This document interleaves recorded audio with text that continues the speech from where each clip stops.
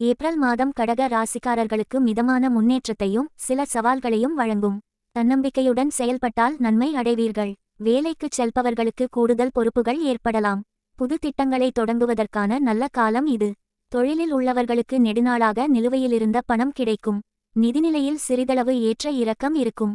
தேவையில்லாத செலவுகளை கட்டுப்படுத்த வேண்டும். முதலீடு செய்யும் முன் ஆராயுங்கள். கடன்களை முடிக்க சிறப்பான சந்தர்ப்பம் இது. குடும்பத்தில் மகிழ்ச்சியான சூழ்நிலை உருவாகும். கணவன் மனைவி உறவில் சிறிய மனக்கசப்புகள் ஏற்படலாம், கவனமாக இருங்கள். காதலர்கள் தங்களது உறவை மேலும் வலுப்படுத்த நல்ல காலம். வீடு வாங்க இது சிறந்த காலம். உடல்நிலையில் கவனம் தேவை. சளி, காய்ச்சல் ஏற்படலாம். மன அழுத்தத்தை குறைக்க யோகா மற்றும் தியானம் போன்றவற்றை மேற்கொள்ளுங்கள்.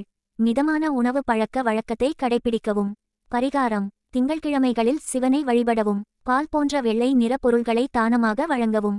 சிவனை வழிபடுவது மன அழுத்தத்தை குறைத்து மனநிம்மதியை தரும்.